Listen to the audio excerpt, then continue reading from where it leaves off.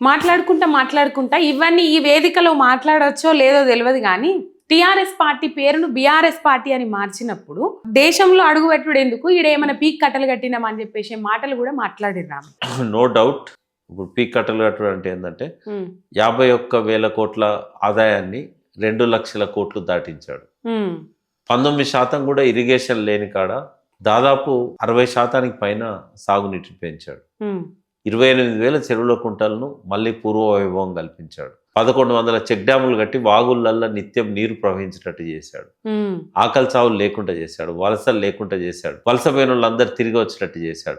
కరూరు జిల్లాలో భూమి విట్టినప్పటి కూడా 1,00,000 ఎకరాలకు నీళ్లు రాని మహబూబ్ నగర్ లో 7-8 లక్షల ఎకరాల్లో పంటలు పండించేటట్టు చేశాడు.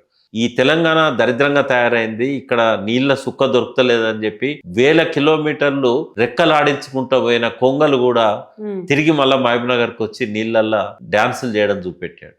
మండు టెండల్లో కూడా అలుగు దునికిన నీళ్లను మనం చూసాం. 57 ఏళ్లలో 200 రెసిడెన్షియల్ స్కూల్ కూడా పెట్టని సమైక్య పాలనలో ఇవాళ ప్రత్యేక రాష్ట్రంలో కేవలం 9.5 ఏళ్లలో 1000 రెసిడెన్షియల్ స్కూల్ దాటించాడు. మూడు మెడికల్ కాలేజీలు తప్ప 50 ఏళ్ళు దిక్కులేని తెలంగాణలో కేవలం 4-5 ఏళ్లలో 33 మెడికల్ కాలేజీలు తీసుకొచ్చాడు. అంటే ఏ రంగంలో ఆయనకు సాటి అయిన వాళ్ళు ఎవరు అన్నారా?